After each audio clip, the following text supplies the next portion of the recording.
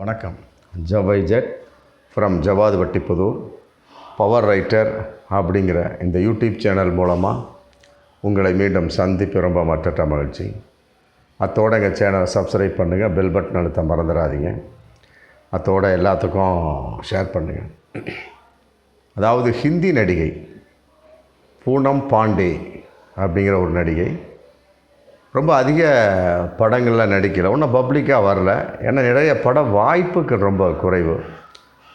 ஆனால் நடிகை நடிச்சிருக்கிறாங்க, சில படங்களில் பெயரும் வாங்கியிருக்கிறாங்க. அதனால் பார்த்தாங்க நம்மளை யாரும் கண்டுக்கலை அப்படின்னு சொல்லி என்ன பண்ணுறது, ஆபாசமாக செக்ஸாக பலவிதமான ஃபோட்டோ ஷூட்டை எடுத்து சமூக வலைத்தளத்தில் போடுறது, அதை காட்டி இதை காட்டி அப்படி இப்படின்னு சொல்லி போட்டு அப்படியே மறைமுகமாக செக்ஸாக ஆபாசமாக ஃபோட்டோ ஷூட் எடுத்து புகைப்படத்தை பார்க்கக்கூடிய சமயம் அதை பார்த்து பலவிதமான ரசிகர்கள் அவங்களுக்கு அந்த அம்மாவுக்கு பின்னால் அலைஞ்சிட்ருக்கிறாங்க. இன்றைக்கி மோகத்தின் அடிப்படையில் உடம்பை காட்டுறாங்க, செக்ஸாக காட்டுறாங்க, அதுவும் ஆபாசமாக காட்டுறாங்க. அப்படி இருக்கிற சமயத்தில் அப்புறம் அந்த ஃபோட்டோ ஷூட்டு மற்றபடி அந்த ஃபோட்டோஸ் வைரலாகத்தானே செய்யும். அந்த மாதிரி ஒரு நடிகை, ரொம்ப வாய்ப்பு அதிகமாக இல்லாத ஒரு நடிகை. இந்த மாதிரி நிறைய நடிகை பண்ணுறாங்க. வாய்ப்பு அதிகமாக இல்லை அப்படின்னா நம்மளை பிறர் திரும்பி பார்க்க வேணும் அப்படிங்கிறதுக்கு என்ன பண்ணுறது, கண்டபடி ஃபோட்டோ ஷூட் செக்ஸியாக ஆபாசமாக எடுத்து வலைத்தளத்தில் மற்ற சமூக தளத்தில் போட்டு விட்ற வேண்டியது. அப்புறம் மக்கள் பார்க்கத்தான் செய்வாங்க. அப்படி இருக்கக்கூடிய ஒரு நடிகை பூனம் பாண்டே ஒரு 4-5 நாளைக்கு முன்னால் ஒரு நிகழ்ச்சியில் கலந்துக்கிறார். நிறையா இப்போ பூனம் பாண்டே அப்படின்னா அப்புறம் அந்த அம்மா என்ன எல்லாமே என்ன சமாச்சாரம், செக்ஸியாக பலவிதமான ஃபோட்டோக்களை பார்த்துருப்பாங்க இல்லையா, அப்படின்னு அதுக்குன்னு ஒரு தனி கூட்டம் வரும் இல்லையா.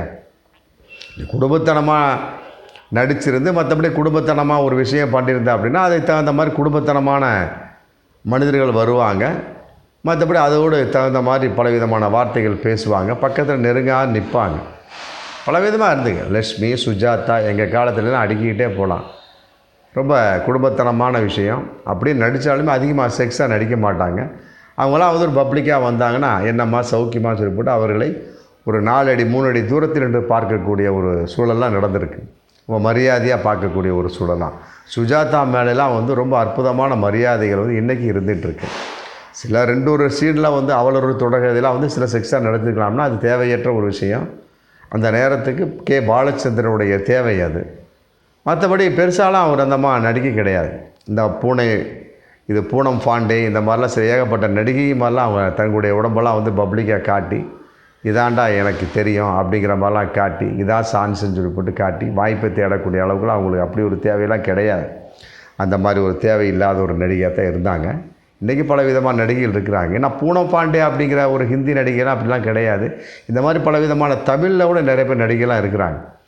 ஃபோட்டோ ஷூட் எடுத்து செக்ஸாக போடக்கூடிய சமயத்தில் அப்போ என்ன பண்ணுவேன், அந்த எவனோ ஒரு நிகழ்ச்சியில் வரக்கூடிய அந்த லேடி வரக்கூடிய நடிகை வரக்கூடிய சமயத்தில் 4 பேர் சூழத்தானே செய்வான்.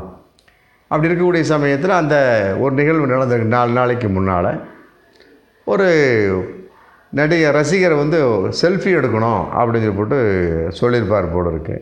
செல்ஃபி எடுக்கக்கூடிய அளவுக்கு இருக்குது அப்படின்னா மற்றபடி அந்த அளவுக்கு அந்த அம்மா அந்த பூனம் பாண்டேனுடைய உடல் கவர்ச்சி ஈர்த்த ஒரு நடிகை ஒரு பையனாக இருப்பார் போல இருக்குது. உடல் கவர்ச்சி ஈர்ந்த அவருடைய செக்ஸுக்கு அடிமையான ஒரு பையனாக இருந்திருப்பார் போல இருக்குது. பார்த்துருக்காரு. செல்ஃபி எடுத்த சமயத்தில் செல்ஃபி பக்கத்தில் இந்த மாலை நின்றுருக்குது. நின்றவுடனே என்ன பண்ணிட்டா அந்த பையன் நம்மளை செல்ஃபி எடுக்கிற முகத்தில் லைட்டாக அப்படியே முத்தமிடுறதுக்கு முயற்சி பண்ணியிருக்கார். உடனே அவருடைய பூனம் பாண்டேவுடைய சைடில் இருப்பாங்க இல்லையா, அவங்களுடைய ஒரு பாடி கார்டு இருப்பாங்க, பிடிச்சி தள்ளி விட்டு அந்த பையன் ஓடிட்டாரான். அந்த அம்மாவும் ஓடிடுச்சான். மற்றபடி அந்த பையன் மேலே என்ன கேஸ் பண்ணலாமா அப்படின்னு இன்றைக்கி விசாரணை பண்ணிகிட்ருக்காங்க. அதாவது நல்லா புரிஞ்சுக்கணும், இதில் அந்த பையனுடைய தவறு இருக்குது. ஆனால் உங்களுடைய தவறு என்ன அப்படிங்கிற கேள்வி இருக்கு இல்லையா. இந்த மாதிரி நடிகைகள்லாம் ஏன் இந்த மாதிரி தேவையில்லை முறையில் செக்ஸுத்தனமாகவும் ஆபாசத்தனமாக நீங்கள் ஃபோட்டோ ஷூட் எடுக்கிறீங்க. ஃபோட்டோ ஷூட் எடுத்ததுனால உங்கள் அங்கங்கள்லாம் வெளியே தெரியுது. அப்படி இருக்கக்கூடிய சமயத்தில் ரசிகனுங்கிற பேரில் ஒருத்தர் என்ன பண்ணுறான், செல்ஃபி எடுக்கிற முகத்தில் வரக்கூடிய சூழத்தில் அப்படி கிஸ் அடிக்க பார்ப்பான், அவன் கை போடுவான், எல்லாம் தான் பண்ணத்தான் செய்வான். அது யார் தவறு? நீங்கள் உடம்பை காட்டுறீங்க, புரியுதுங்களா, உடம்பை காட்டுறீங்க. அது மிகப்பெரிய ஒரு தவறு. இந்த பாருங்கள், இந்த இன்றைக்கி தமிழில் ஜென்டில் உமன் அப்படிங்கிற பேரில் ஒரு படம் ரிலீஸ் ஆக போகுது. அது ஜோஸ்வா சேதுராமன் அப்படிங்கிற இயக்குனர் வந்து இயக்கியிருக்கார். அதில் அந்த பட விழாவில் வந்து ஒரு பேச்சுக்கள் இது சம்பந்தம் இது டச் பண்ணி பார்க்கக்கூடிய ஒரு பேச்சுக்கள் இயக்குனர் ராஜு முருகன் அப்படிங்கிற பேசியிருக்கார். அதாவது வந்து பெண்களை வந்து சக மனுஷியாக நம்ம பார்க்கணும், கடவுளாக பார்க்காதீங்க, அதுதான் வந்து ஆபத்தான சமூகம். மற்றபடி சக மனுஷியாக பார்த்து அவர்களிடம் அவர்கள் மொழியில் நம்ம பேசணும். என்ன மொழி அவங்களுக்கு? பெண்களுக்கென்று ஒரு தனி மொழி அப்படிங்கிற மாதிரி இந்த மாதிரி பலவிதமான நடிகைகள் காட்டக்கூடிய சமயத்து என்னது, செக்ஸ் தான் அவருடைய மொழி அப்படிங்கிற ஆகிப்போச்சு. பலவிதமான நடிகைகள் என்ன பண்ணுறாங்க, ஆகும்னா நடிக்கிறாங்க, நடிச்சுட்டு தேவையற்ற முறையில் வந்து இந்த மாதிரி செக்ஸு ஷூட்டு மற்றபடி செக்ஸு ஃபோட்டோ ஷூட்டு பண்ணக்கூடிய சமயத்தில் எப்படி ஒரு பெண்கிட்ட வந்து சக மனுஷன் நீங்கள் பேச முடியும்? அதே மாதிரி பல பெண்களும் அப்படி தான் நடந்துக்கிறாங்க. பாருங்கள், இந்த 2-4 நாளைக்கு முன்னால் தருமபுரி பஸ் நிலையத்தில் 2 லேடிஸ் வந்து குடிச்சிட்டு ஒரு பொண்ணு வந்து தம் அடிச்சுக்கிட்டு இங்கேருந்து மசாஜ் பண்ணுறதுக்கு போயிருப்பாங்க போல தருமபுரிக்கு. மசாஜ் சென்டர் ஒவ்வொரு ஊராக போகக்கூடிய லேடிஸ் போல் இருக்குது. மசாஜ் பண்ணிட்டியா சம்பாதிச்சியா மற்ற மசாஜ் பண்ணேன் என்ன பொண்ணு யாருக்கு தெரியும்? எதையா ஒன்று பண்ணுன்னா வண்டி ஏறி வர வேண்டியதானே. அது விட்டு போட்டு தருமபுரியில் பஸ் ஸ்டாண்டில் வந்துக்கிட்டு ஃபுல்லாக தண்ணியை போட்டுக்கிட்டு இருக்கிற சக பயணிகள் மற்றபடி போலீஸார்ட்ட தகராறு பண்ணிக்கிட்டு அங்கே இருக்கக்கூடிய ஒரு ஜென்ஸ்ட்டை வந்து இந்த லேடிஸை வந்து தண்ணியை போட்டு தகராறு பண்ணியிருக்கிறாங்க.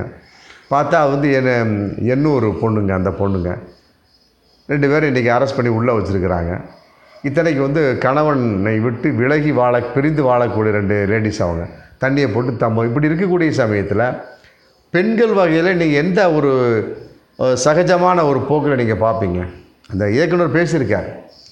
ஜென்டில் உமன் அப்படிங்கிற பட விழாவில் ப்ரொமோஷன் விழாவில் பேசியிருக்கிறார். ஆமாம், பெண்களை சக மனுஷியாக பாருங்கள், கடவுளாக பார்க்காது. கடவுளாக பார்க்குற அளவுக்குலாம் இன்றைக்கி ஒன்றுமே கிடையாது.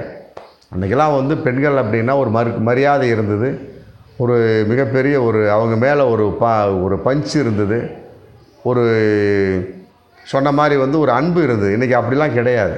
நம்ம எந்த பெண் எப்படிப்பட்ட கோணத்தை எப்படியெல்லாம் திரும்புவாள் அப்படிங்கிறது சொல்ல முடியும். எங்கே பார்த்தாலும் கள்ளக்காதலி, எங்கே பார்த்தாலும் இந்த மாதிரி ஆபாசமான விஷயங்கள்.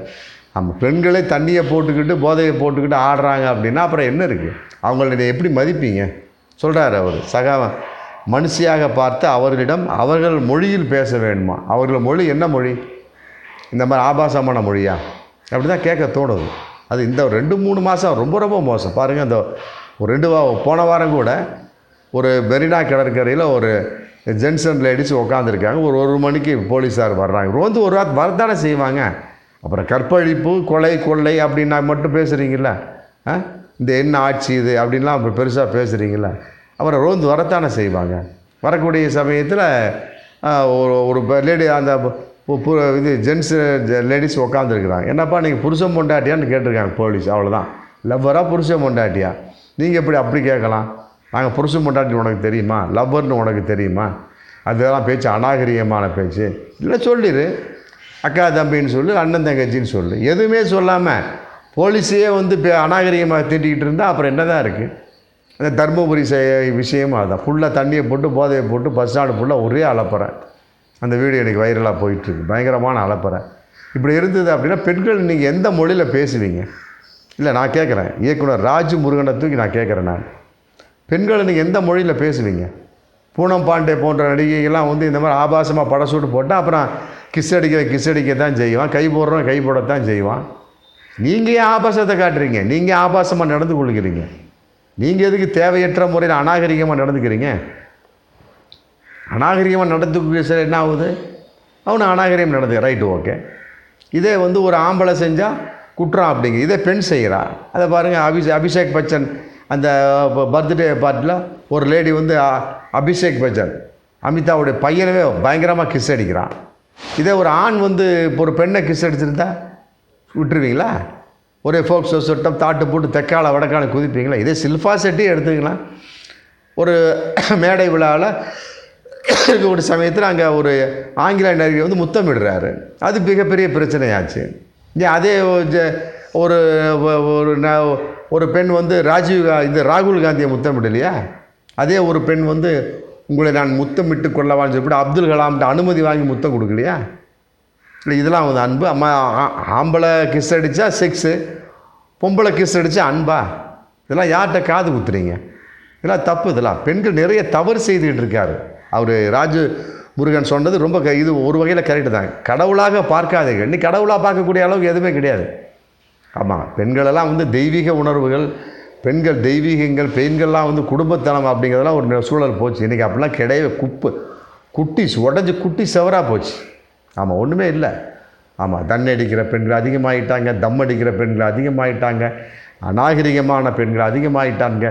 பெண்களோடு இவங்களே வந்து தவறான தொடர்பு வச்சு இவங்களே வந்து பலவிதமாக ஆண்கள் மேலே கேஸ் கொடுக்கக்கூடிய பெண்கள் அதிகமாகிட்டாங்க. எங்கு பார்த்தாலும் பெண்கள் ராஜ்யம் இருக்கிற சந்தோஷமான விஷயந்தான்.